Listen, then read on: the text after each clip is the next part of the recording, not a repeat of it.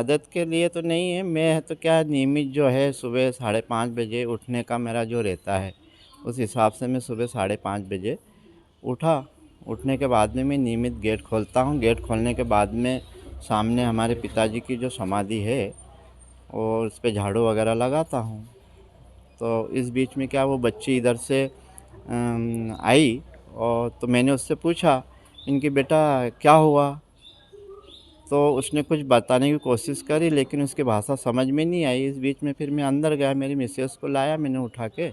इनके यार एक बच्ची है और उससे अपन कोशिश कर, वो अगर तेरे को कुछ समझ में आए तो। उस हिसाब से फिर वो आई, तब तक वो यहाँ से निकल चुकी थी। उस बच्ची की कंडीशन उस समय तो ऐसी थी कि वो आधे कपड़े उसके पहन रखे थे आगे से, और ऊपर भी पहन रखा था, पीछे से वो अर्धनग्न जैसी थी।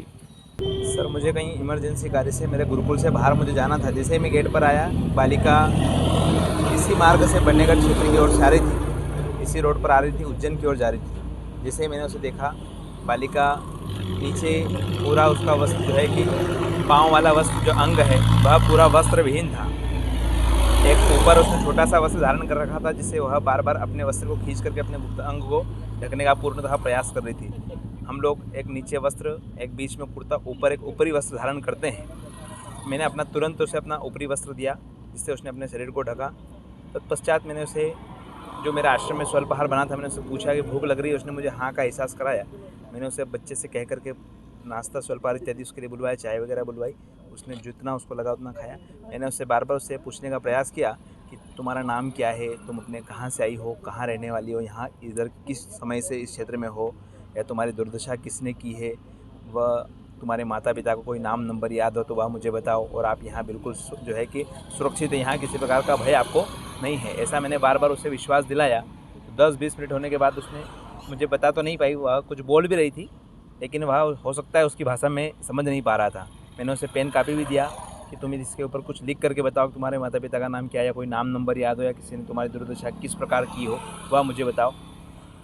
मैंने जब वह कुछ नहीं बता पाई, मैंने जैसे ही मेरे पास उसको 5 से 10 मिनट हुए, मैंने तुरंत 100 नंबर पर डायल किया। 2 से 3 बार मेरा कॉल कट किया गया। तत्पश्चात फिर हम लोगों के यहाँ कुछ प्रशासनिक लोग हमारे महाकाल में हैं, वहाँ उन लोगों को मैंने कॉल किया। उन लोगों ने वापस महाकाल थाने के नंबर दिए। महाकाल थाने में मैंने कंप्लेन दर्ज करवाई, पुनः 100 नंबर फिर दर्ज करवाई। ऐसे 3 बार मैंने कंप्लेन दर्ज करवाई। पुलिस की गाड़ी आई, मैंने उसे हवाले किया कि वह किसी सुरक्षित हाथों में चला जाए। मुझे कहीं इमरजेंसी मीटिंग में मुझे जाना था, लेकिन अपने सारे कार्यों को मैंने स्थगित करके भाई बालिका मेरे नज़र के सामने सुरक्षित हाथों में चले जाना चाहिए, इस भावना से मैंने वहाँ उसे पुलिस के हवाले किया।